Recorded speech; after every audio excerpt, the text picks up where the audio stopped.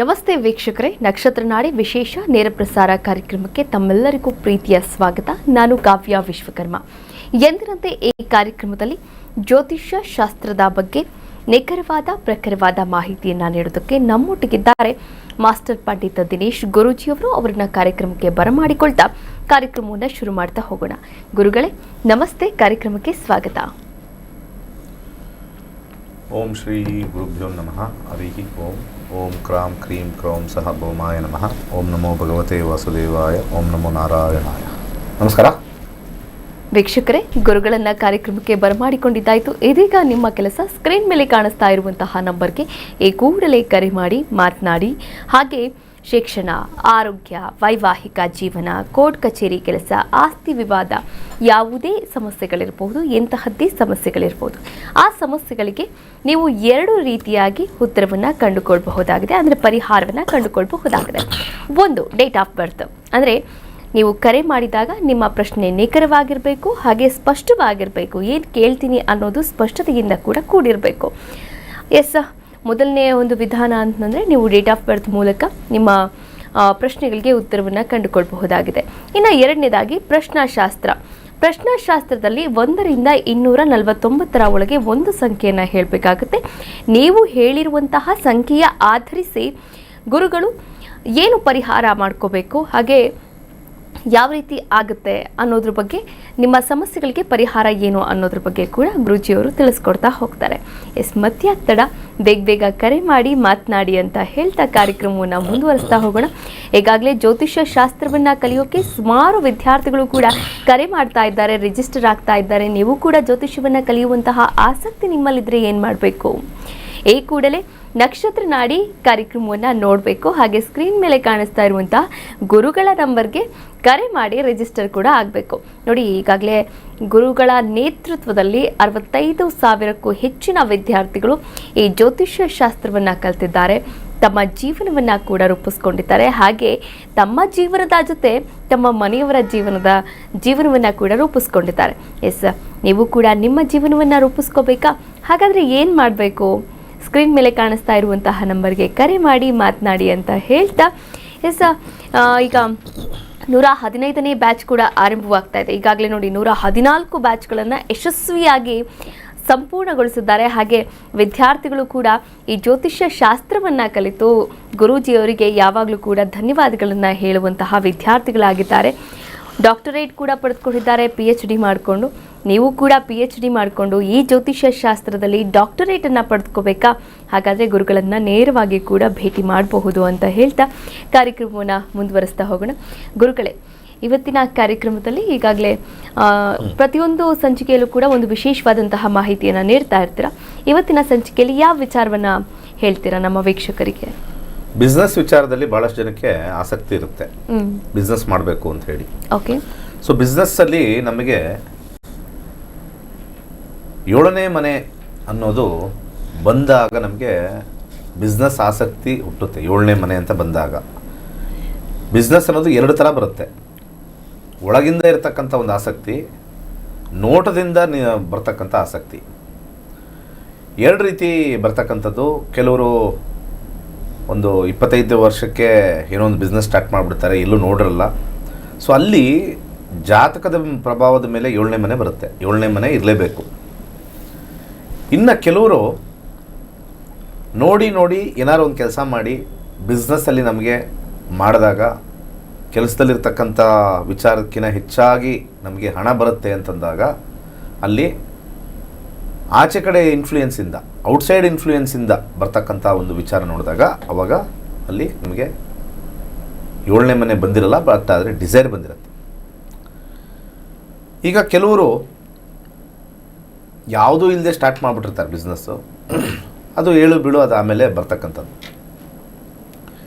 ಯಾವುದೇ ಒಂದು ಬಿಸ್ನೆಸ್ ಮಾಡಬೇಕು ಅಂತಂದರೆ ಈ 8ನೇ ಮನೆ ಇರಬಾರ್ದು ಬಿಸ್ನೆಸ್ಸಲ್ಲಿ. 8 ಅಂತಿದ್ದಾಗ ಬಿಸ್ನೆಸ್ಸು ಸ್ವಲ್ಪ ಸಮಸ್ಯೆಗೀಡಾಗುತ್ತೆ. ಆ ಜಾತಕದಲ್ಲಿ, ದಶಾದಲ್ಲಿ ಎಸ್ಪೆಷಲಿ.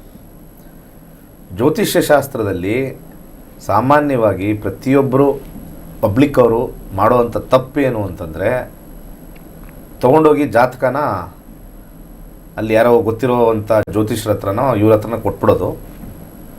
ಕೊಟ್ಟ ನಂತರ ಅವರು ಅದಕ್ಕೊಂದು ಮಸಾಲೆ ಸೇರಿಸಿ ಅಲ್ಲಿರ್ತಕ್ಕಂಥ 9 ಗ್ರಹದ ವಿಶ್ಲೇಷಣೆ ಹೇಳ್ತಾರೆ. ಅಲ್ಲಿರ್ತಕ್ಕಂಥ 9 ಗ್ರಹದ ವಿಶ್ಲೇಷಣೆ ಹೇಳ್ತಾರೆ.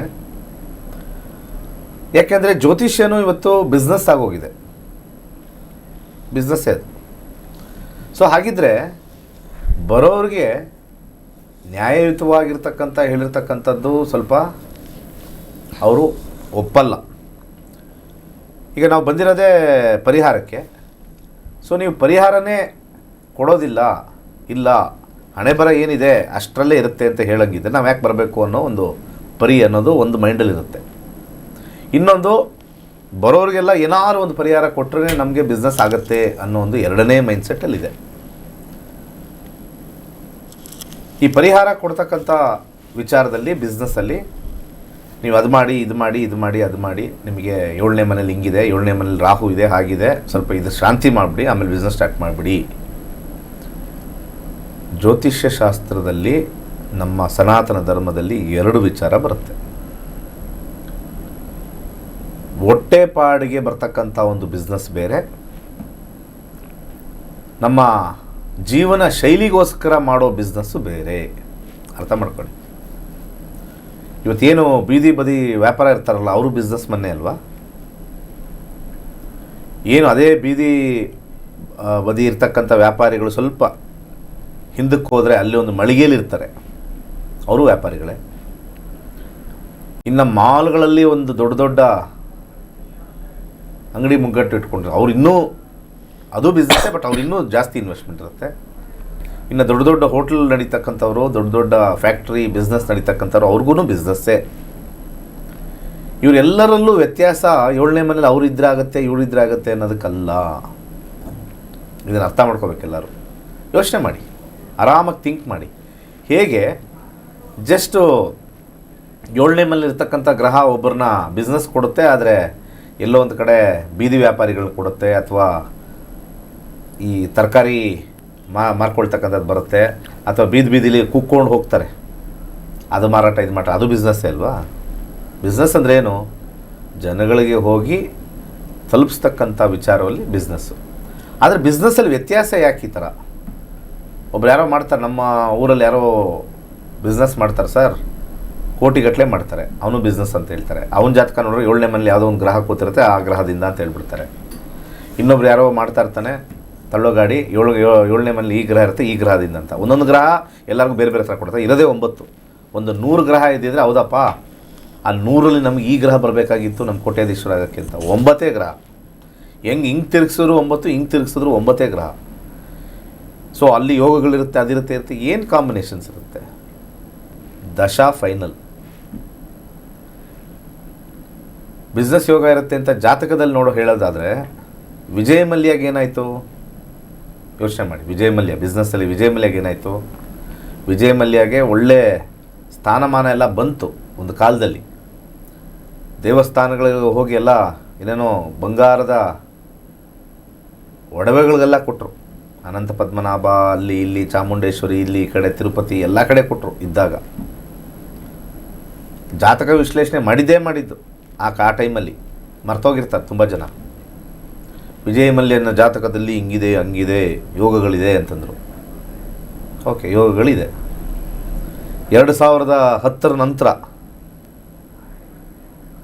ಅವರಿಗೆ ಸಮಸ್ಯೆ ಆದಾಗ ದೇಶ ಬಿಟ್ಟು ಹೋದ್ರಲ್ಲ, ಆವಾಗ ಯೋಗ ಏನು ಮಾಡ್ತು?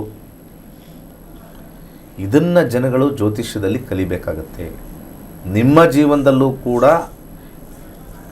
ಏರುಪೇರು ಆಗ್ತಕ್ಕಂಥ ದಶಾಭುಕ್ತಿಗಳೇ ಫೈನಲ್. ಅದನ್ನು ನೋಡಿ ನೀವು ಬಿಸ್ನೆಸ್ಸಲ್ಲಿ ನೀವು ನಿರ್ಧಾರ ಮಾಡಬೇಕಾಗತ್ತೆ. ಬಿಸ್ನೆಸ್ ಅನ್ನೋದು ನಿರಂತರವಾಗಿರಲ್ಲ, ಯಾರ ಜಾತಕದಲ್ಲೂ ನಿರಂತರವಾಗಿ ಇರೋದಿಲ್ಲ. ನಿರಂತರ ನಾನು ಬಿಸ್ನೆಸ್ಗೆ ಇಳಿದುಬಿಟ್ಟಿದ್ದೀನಿ, ನಿರಂತರವಾಗಿ ದುಡ್ಡು ಬರುತ್ತೆ, ಬರಲ್ಲ. ಅರ್ಥ ಮಾಡ್ಕೊಳ್ಳಿ. ಪ್ರತಿಯೊಬ್ಬರಿಗೂ ಕೂಡ ಇಂಪಾರ್ಟೆಂಟ್ ಆಗಿರ್ತಕ್ಕಂಥದ್ದು ಬಿಸ್ನೆಸ್ಸಲ್ಲಿ 2ನೇ ಮನೆ, 6ನೇ ಮನೆ, 7ನೇ ಮನೆ, 10ನೇ ಮನೆ, 11ನೇ ಮನೆ, ಈ ಕಾಂಬಿನೇಷನ್ ಇದ್ದರೆ ಬಿಸ್ನೆಸ್ಗೆ ಸೂಕ್ತ ಆಗುತ್ತೆ, ದುಡ್ಡು ಜಾಸ್ತಿ ಬರುತ್ತೆ. ಈ ಕಾಂಬಿನೇಷನ್ ಕಮ್ಮಿ ಆಯಿತಾ ಕಮ್ಮಿ ದುಡ್ಡು, ಇನ್ನೂ ಕಮ್ಮಿ ಆಯಿತಾ ಕಮ್ಮಿ ದುಡ್ಡು, ಇನ್ನೂ ಕಮ್ಮಿ ಆಯಿತಾ ಇನ್ನು ಕಮ್ಮಿ ದುಡ್ಡು. ಇದನ್ನೇ ಬೀದಿ ಬದಿ ವ್ಯಾಪಾರದವ್ರಿಗೆ ಮತ್ತು ಅತ್ಯಂತ ಹೆಚ್ಚು ಹಣ ಬರ್ತಕ್ಕಂಥ ಒಂದು ಫ್ಯಾಕ್ಟ್ರಿಯಾಗ ಕಾಂಬಿನೇಷನ್ ಜಾಸ್ತಿ ಇರುತ್ತೆ, ಕಾಂಬಿನೇಷನ್ ಮೀಡಿಯಮ್ ಆಗುತ್ತೆ, ಕಾಂಬಿನೇಷನ್ ಕಮ್ಮಿ ಆಗುತ್ತೆ. ಇದನ್ನು ಯಾರ್ಯಾರು ಬಿಸ್ನೆಸ್ಮೆನ್ನು ಕೂತಿರ್ತೀರ ನೀವೆಲ್ಲ, ನೀವು ತಿಳ್ಕೊಬೇಕು. ಬಿಸ್ನೆಸ್ಮೆನ್ ಮಾಡಿದವರು ನನಗೆ ಬಿಸ್ನೆಸ್ಮೆನ್ನು ವ್ಯಾಪಾರ ಆಗುತ್ತಾ ಅಂತ ನೀವು ತಿಳ್ಕೊಂಡು ನೀವು ಜ್ಯೋತಿಷ ಕಲಿತಾಗ ನಾನು ಇದರಲ್ಲಿ ಎಲ್ಲದಕ್ಕಿಂತ ದೊಡ್ಡದೇನು ಜೀವನದಲ್ಲಿ ಒಬ್ಬ ಮನುಷ್ಯನಿಗೆ ಮಾನ.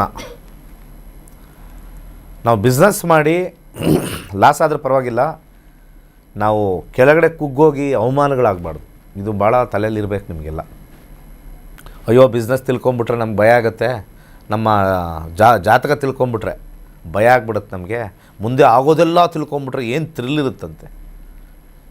ಮುಂದೆ ವಿಜಯ್ ಮಲ್ಯ ಥರ ಊರು ಬಿಟ್ಟು ಓಡೋಗ್ತೀಯಾ, ಫಸ್ಟೇ ತಿಳ್ಕೊಂಡ್ರೆ ಅಟ್ಲೀಸ್ಟು ಆ ಬಿಸ್ನೆಸ್ ಆಗ್ತಲೇ ಸುಮ್ಮನೆ ಇರ್ಬೋದಾಗಿತ್ತು. ನ್ಯೂಸ್ ಬೀಟ್ ಫಾಲೋ ಮಾಡಿ, ಸಬ್ಸ್ಕ್ರೈಬ್ ಮಾಡಿ.